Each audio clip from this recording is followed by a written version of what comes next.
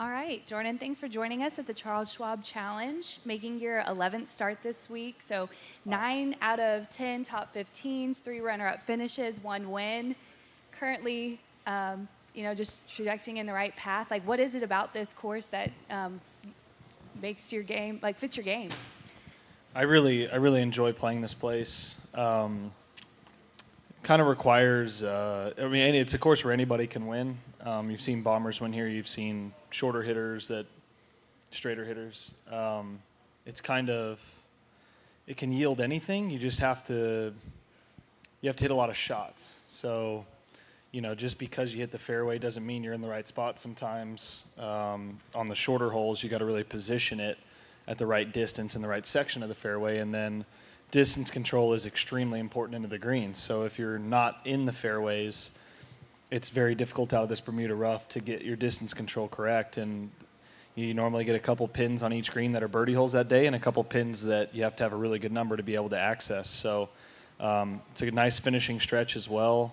I've had some great memories here. This week feels like a home game without maybe the extra that the Byron is for me. So I'm able to stay at home, but I also kind of feel the support without maybe the added ness that I kind of have always felt at the Byron. And then it's a course that has fit my game really well over the years. So, really excited. Game's been in a really good place this year, continuing on an upward trajectory, as you mentioned. And I had a little kind of halt for a couple weeks and didn't really have a lot of prep into last week, and it certainly showed my first couple rounds and some of the scoring stuff, some of the easier holes, some of the short game shots, and just matching line and speed. I had a lot of lip outs, a lot of people did, but it's just that little extra when you're playing a lot and maybe preparing a little bit better. I had some short, long, high, low, but I was very surprised at how well I struck the ball last week. So continuing that with some improvement on and around the greens would be the goal this week. What are your thoughts on this course about to undergo a huge renovation? What do you think that means for this club, for the tour? It's currently the longest standing non-major on tour, so just what this course means to the tour. Yeah, I was, Gil Hans was kind enough through my manager to send, a year and a half ago, the plans. Now I'm not sure how they've been updated since, but I always thought courses like this, Hilton Head, these classic courses that stand the test of time. It's like, what are you going to do to these places? I think that's kind of everyone's first response. And then I saw them, and it was like, wow, this looks really, really cool. It looks like it maintains the character of what Colonial is while creating, some excitement on some holes that maybe could use a little bit of adjusting. So changing a few of the tee lines where instead of as much of a straight shot, you see more of a working the ball into a fairway. And then, I'm not sure how much is public, but I know the idea of flipping the 9s and making the 8th hole into the 17th, and I think that might be the biggest change on the course from what I've seen. And it looks like it'd be a great par 3 to bring more of the creek and river into play. So I'm always a proponent of that. Last week at Oak Hill, you saw a renovation that was done extremely well and very highly regarded by, seems, critics and players alike. So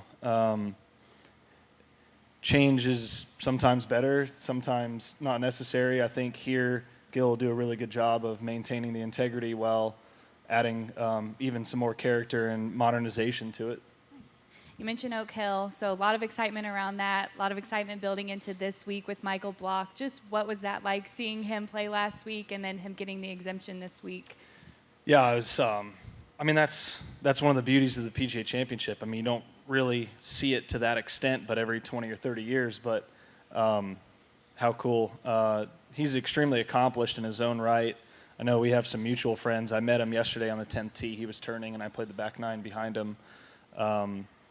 We were actually watching it while flying home, and when that happened, it had frozen before they had hit, and my phone was blowing up with my friends like, you got to be kidding me, no way. I'm like, what happened? They're like, he just dunked it on 15, and then you see that, just insane, absolutely insane. And I think what was so cool about that as a player that can get caught into, a decade out here and think of it as work more than play, is you saw how he embraced that entire week as, and he's talked about it after, is like, you'll look back and think of a couple weeks in your life, and this may be one of the best ones I ever had. And it's like, man, we get to do that every week. And, I think if you can kind of help keep that perspective and be a little more like Michael Block week to week, it'd be a good thing for all of us. Awesome. Questions? Dean? Jordan wanted to ask, with your wrist setback, did that happen during the Wells Fargo, or was it not until after you got home that No, you it was realized? after I got home. I was just playing with my son, and I wasn't even like holding him or anything. I was just pushing myself off the ground, and while he was like laughing and going side to side, and something just popped and jammed, and then all of a sudden I couldn't move it and got on it right away and ended up with an MRI the next morning, and went through a few specialists and tried to figure out the right plan forward. And I was very shocked. I was able to. I was pretty surprised I was able to play last week. I mean, I think I talked to Cameron about it on Sunday before the tournament and said, hey, I think I might be up to 50-50. He's like, I still call you 25% yes, 75% no, to be honest, but we'll get there and see. And so I thought if I get through 4 rounds and I was not going to make anything worse or jeopardize anything going forward, then I thought it would be worth it, and you just never know.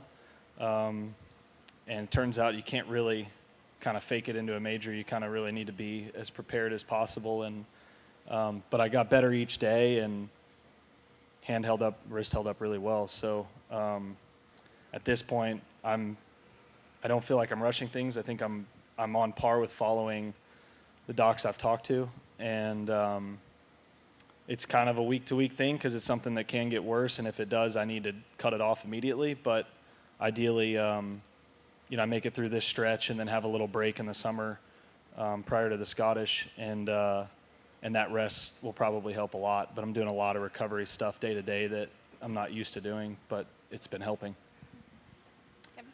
Jordan, what is the nature of the injury? Was diagnosed a moderate grade tendon sheath tear.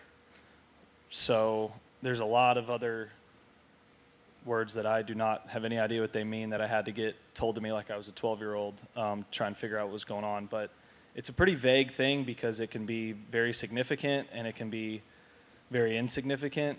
And, the tendon itself is in a really good spot, which is most important. And then there's some damage there, but not enough to be massively concerning as long as I'm listening to it. I decided I didn't want to.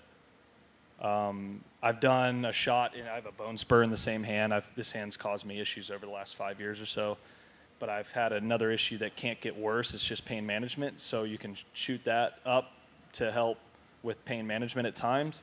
This is one I didn't want to do because it can get worse, and I needed to listen to it.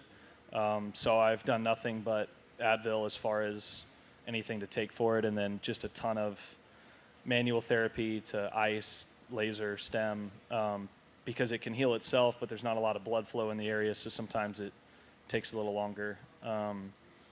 So again, I just keep on staying in touch with specialists, and they would err on the side of caution, and if they're pretty comfortable and I feel good about it, then I say, why not play? Thanks. Amy? Jordan, what are some of the challenges playing the week right after a major, or maybe some of the benefits of doing that? Well, I think one of the challenges is just kind of getting back up. If we had to start today, I think it'd be a little harder. You just wouldn't feel like. But one of the things I've recognized playing the week after the majors, if you take it a little casually that Monday, Tuesday, and you only give yourself Wednesday, I don't feel like I'm ready to go in an event that if I'm going to play a PGA Tour event, I want to be as sharp as possible because there's guys that were here on Sunday and Monday preparing, and you got to think about that. So I came over. I was not planning on coming over yesterday. I worked with my coach until about 11:45, I was like, well, I think I'm going to go over there and play 9 and get on the course. And I'm glad I did, because they changed to overseed around the greens. It's an adjustment from, even though I've played this tournament 10 times and played the course a number of times, even when the tournament's not being played, that changes things on where you want to lay up, where you want to go for it.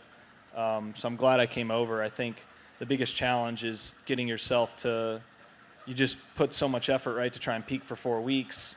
You don't want the letdown of taking it too easy the next week. But a biggest benefit is, I feel, typically after a major, you feel as sharp as you can feel. So I don't know what that is, sorry. But this case specifically, going in and feeling like I got better each round last week, makes me pretty confident about continuing that trend this week. I would have loved for the PGA to be this week and Colonial the next week, just so I had that extra time to feel this way about last week. But, you know, it's in the past, and coming to a place where I can hopefully press on the gas pedal and kind of get back to where I felt like I was 3 or 4 weeks ago, which was on a really, really nice trend upwards as we head into, you know, a couple more majors. MK? Hey, Jordan, you talked about Michael Block and just being able to watch that ace and kind of being, I don't know, introduced to his story and his rise, you know, that he's on. And I'm just curious, how valuable do you think his story is as a reminder to viewers, to players in the current landscape of golf? A reminder for what exactly? Just the love of the game. Yeah. Just playing golf. Well, I think that's what I meant, I guess, when I was answering it before, was, you know, I mean, you just get kind of caught up in the week to week, and sometimes I've always talked about the most important thing for me is trying to remember that it's a game, and I want to be who I was when I was 14, 15 years old, getting better and falling in love with the game by shooting low scores, wanting to go out and practice and having fun, attacking pins. You know, if I'm 80 years old, I'm not going to remember when I laid it 30 feet left of a hole, which at times may be a better decision. But I also, if I played that way, I may have won another event or two, but I probably wouldn't have won 3 or 4 of them that I did. So I guess what I'm saying is he has no reason to play other than play the way he always is known. And I think there's something to be taken from that. But I think more importantly, it was just the way that his demeanor was on and off the course, the way he talked about it. You know, that's what I meant, and that we could all use a little Michael Block. Those of us that have been out here a long time and get caught up in the complaining route that I was told would happen my first few years, and I never thought it'd be me. And then I catch myself sometimes, and you know, just we got it pretty good. He said one of the coolest things was Michael Jordan reaching out to him and then him not really realizing it and having to scroll through his contacts. But that's when he said it was like surreal in a dream. You've been at this for a while. Is there anyone that had reached out to you pretty early on in your career where you were like, oh, this is real? Well, I guess after the Masters in 15, but I mean, I couldn't necessarily give you specifics, but my dad told Michael Jordan on the first tee of the Ryder Cup in 14 that he named me after him because he was his hero, so that was kind of cool. But that's, I mean, it's pretty neat. I mean, he's obviously a massive golf lover, built his own playground there at Grove 23, and I've been fortunate to play a couple rounds with him, and it's not surprising that he would do something like that. The little time I've spent around him, to reach out to Michael Block and tell him how much he enjoyed it. Yeah, nice. A couple more? Hey, Jordan, welcome back to Texas. Hope you thawed out by now. Yeah. Hey, other than the 4 weeks that y'all are all together, do you pay any attention to what's going on the Web Golf Tour? Yeah, here and there. I didn't. I asked DJ on Sunday when they're playing next, so I guess not that close of attention because I think they play this week. But I'm aware of who wins the tournament, but I don't know the team stuff. I don't necessarily know who's on whose team other than a couple different guys. I guess, yes and no. Like I've got a decent idea of who wins the tournament because it's around, but I don't know a whole lot other than that, like where they're playing, when their schedule is, who's on whose team. I know how their format works and stuff, but that's about it. Other than, being back in Texas and getting to sleep in your own bed or see your people, do you have a favorite church stop somewhere? This is one of my favorites, for the reasons I mentioned at the very beginning, where it feels like a home game without anything added.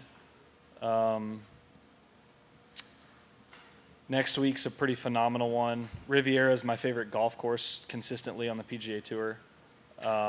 Next week's about as good as it gets from a player experience. So yeah, this part of the year is really, really enjoyable.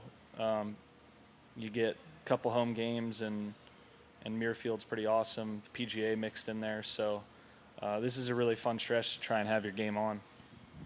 All right. Thanks, Jordan. Appreciate it.